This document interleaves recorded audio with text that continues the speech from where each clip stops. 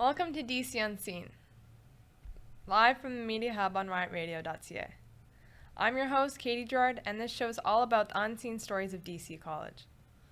Today we'll share part 4 of my story, which will solely be about the rehabilitation aspect of my journey. So I left off last week that I was starting to regain my basic abilities like eating some soft foods. I was into different therapies such as speech, fine motor, and I was relearning the most basic skills like how to talk. I was back in the intensive care unit in grave danger. Here is a picture of me of that day. I coded and I was sent back to the ICU at Sick Kids. So you can see all the machines I was hooked up to. Kind of crazy. But yeah, that was my life for about a couple weeks at that time. Pretty rough. But yeah, and here is a video of my grandma singing to me in the ICU. Yeah, the video of my grandma. Yeah, she's.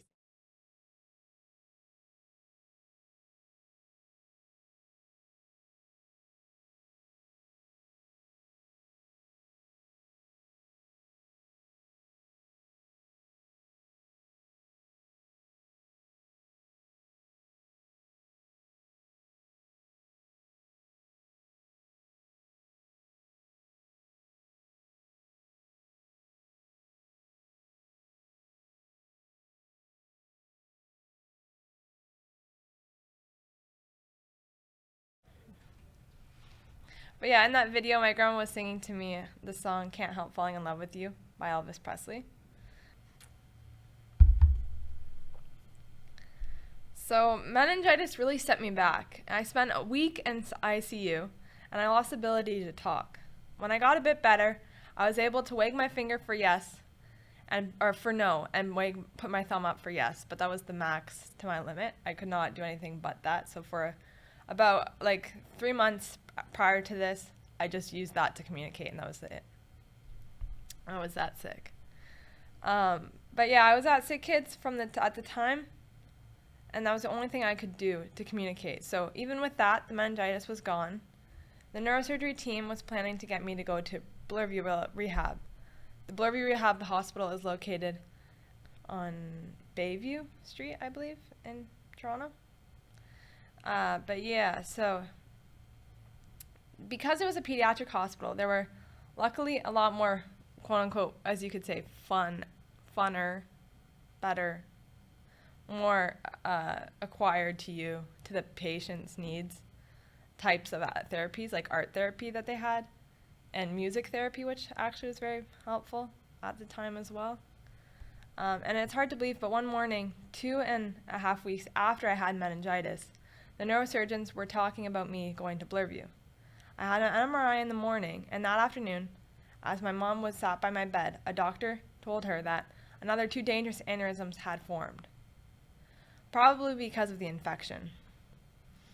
It is hard to believe, but I was kind of like the coyote in Roadrunner. Every time I looked up, another anvil was falling on my head.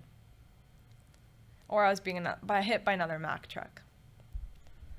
My mom called my dad to come visit me at the hospital, and they met with Dr. Kulkarni, the neurosurgeons who did my gamma knife surgery when I was in grade 10, which I mentioned in the previous episodes, that I went and did the gamma knife surgery. He explained to them that the aneurysm was on the carotid artery, and it was tissue paper thin. They were going to try to coil the aneurysms. That means that they would put an instrument through my artery, which is located on my thigh, and they would microscopic camera through my artery, follow it through, and then clot the carotid artery. Because of this, my parents were devastated. They did not know what hit them during this time. The doctors told them that to gather my sisters to say goodbye, to say goodbye to me before the surgery. This would have been the final goodbye that my sisters would have had the chance to say to me before I go in for the surgery. So this was a very scary and intense time at the moment. My two grandmothers were not even able to come see me, nor were the rest of my family or friends. So this was a very tough time for all of us. And especially during COVID, none of us were able to come visit me, so that made it 10 times worse. And even though this might have been the last chance for them to see me. The next morning, my mom and dad and sisters, Sophie and Jackie, had special permission to spend time with me. They held my hand, spoke with me, told me that they loved me, and said prayers. They played my favorite music and sang songs with me. Because I was so sick, I was not able to speak with them. So I would just lay there while they were there, spending time with me. But I wasn't able to communicate with them, which was very sad. I did not know how serious it was at the time. Like, I remember, like, looking back on the situation now, I was just living without any thoughts going through my head. Like, I had thoughts at the time, but I just cannot remember them at all, like, looking back. It was just like a blank space, basically. It was scary. Very, very scary. But here's a picture of me right before I went into the surgery, the final surgery. So you can see here, they're all, my mom, my sister, my two sisters were by my bedside. And this was right before I go in for the surgery. And you can kind of see on my head, it's like a little divot. And that's actually from the craniotomy that I had beforehand, where they removed parts of my skull. And they had to remove it because of the pressure from the bleed. So for that time, I didn't have a skull, which is kind of scary. And you can kind of see I have a little divot, and they've done a craniotomy prior to that, but it's still, you can kind of still see the divot, I guess, but it's okay. Yeah, so I still hadn't had the skull replaced, which is called cranioplasty. So I had a sunken skull cap.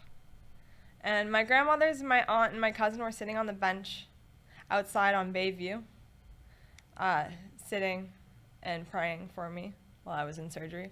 Because, yet again, it was COVID, so they weren't able to come and spend time with me because of COVID. So that sucked. But,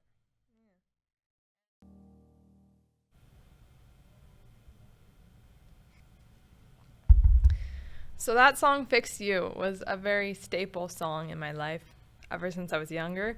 And it was kind of ironic that it was the song for Sick Kids commercials.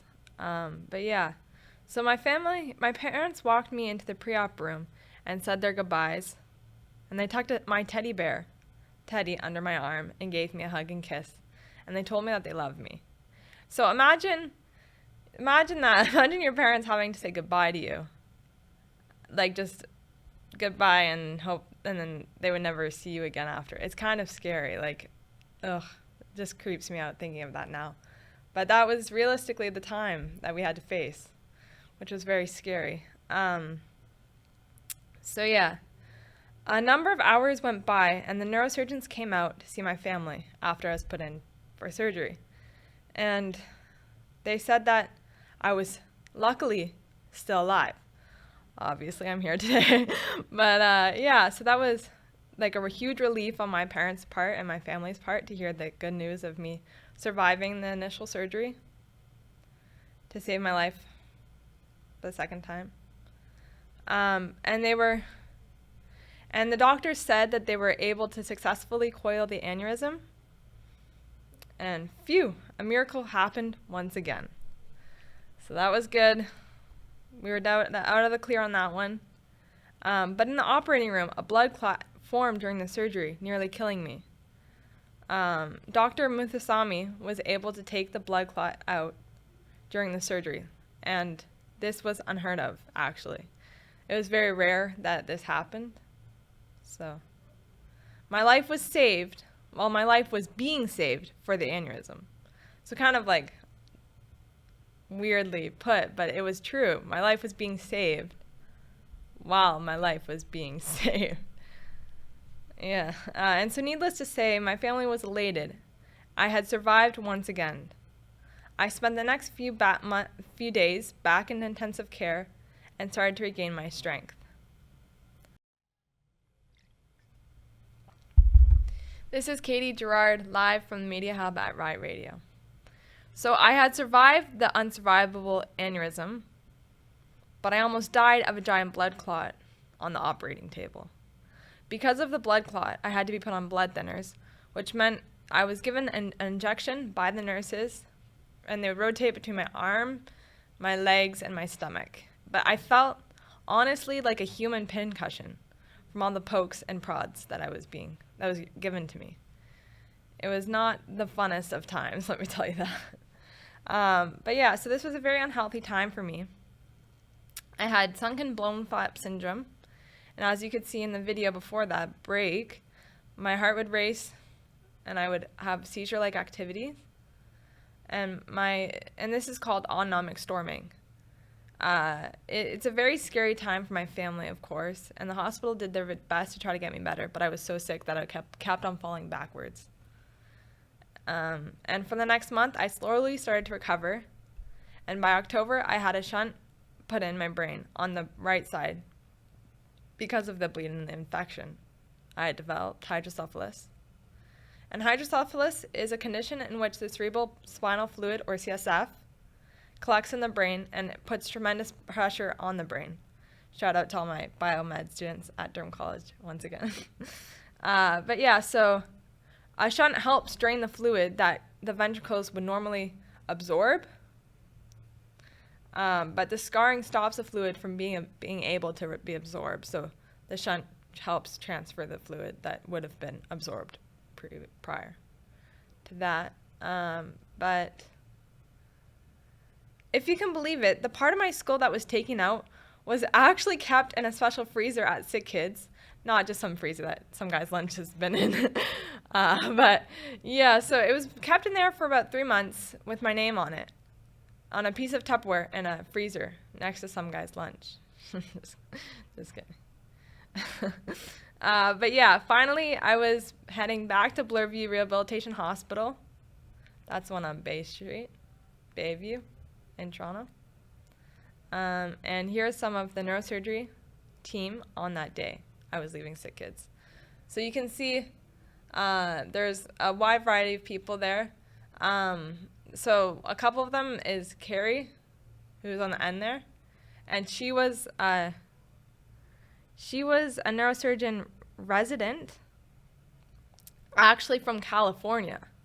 And it was kind of funny because anytime my parents had any questions about me, she would respond and then say fingers crossed, meaning like, because as a surgeon, you can't guarantee your patient's safety and like how they're doing because anything could happen, and they fall reliable for that. So she said fingers crossed anytime she said anything like, I'll be okay, which is kind of funny. And then there's Dr. Tamura, who is somewhere in there, and he's from Japan, and he had actually 2 kids in Japan at the time. So that's kind of crazy to think that he was in Toronto to do his residency.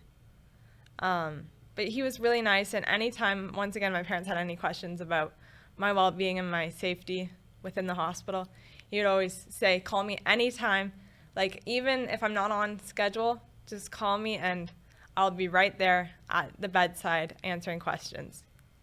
And he was great. And then another resident was from Israel, who was Dr. Muthasami. And yeah, he was from Israel. So there's people from all over the world who are at this hospital, Sick Kids, for patients. But it's just kind of crazy to see all the wide variety of people, I find. Very interesting. But yeah, so my family and friends were so hopeful that I was finally being able to leave Sick Kids after many surgery, many close calls, and 3.5 months.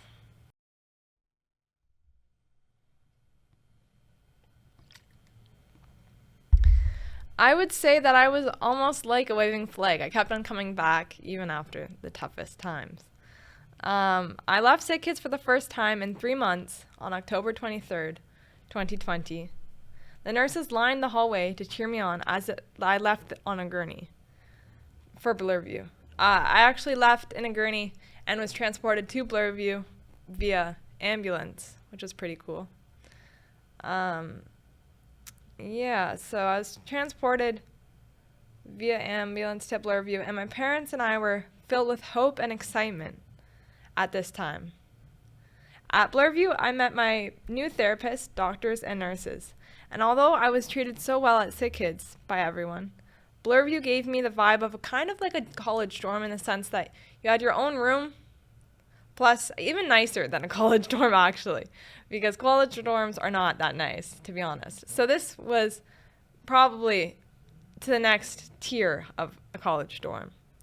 It didn't smell like gross, sweaty guys. No, I'm kidding. But yeah, I had my own bathroom and my own room. I didn't share with anyone either. It was my own space, which was very nice. And because it's a pediatric hospital, they had activities like painting, baking, music therapy. So they had different unique experiences there for the patients because it's a pediatric hospital. And yeah, there was lots of really cool workers there. So I was very tired the first night, but I was happy. At least I think. I can remember. I don't remember much, like I said, at that time, but I believe I was happy. Well, my parents were at least happy at that time anyway, because I was out of Sick Kids, out of the hospital scene, at Bloorview now, just recovering. That's what was on the table, is just me recovering from the bleed. But I was out of Sick Kids hospital hallways and rooms. So that was a bright side to look at. But yeah, I was very tired that night, but I was happy. And my two grandmothers and my sisters came to visit me.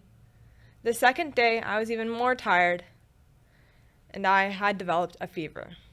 My head began to hurt, and my neck was sore. This means that I had meningitis yet again. My nurses called the doctor to come to see me, and they called the ambulance to send me back to Sick Kids. So after feeling relieved of leaving Sick Kids, finally leaving that hospital, going to a new area, new space, I was sent back to the hospital with the machines and the needles and the pokes and the prods. So it was a very hard setback at the time. And at the emergency room, they tapped my shunt, and a few hours later, it was discovered that I yet again had meningitis. So I was rushed to the operating room once again to remove my shunt and put in an EVD drain. I know that it's hard to believe what happened to me, but I was a healthy kid until grade 11. And now I was going from medical crisis to medical crisis. So, well, that was the end of our show today. Things do get better, don't worry. It's not like things will get better. It's a lot right now, but it is brighter on the other side, I promise. Please don't forget that you can follow us on social media at DCSA Media Hub. And remember to always look on the bright side of life.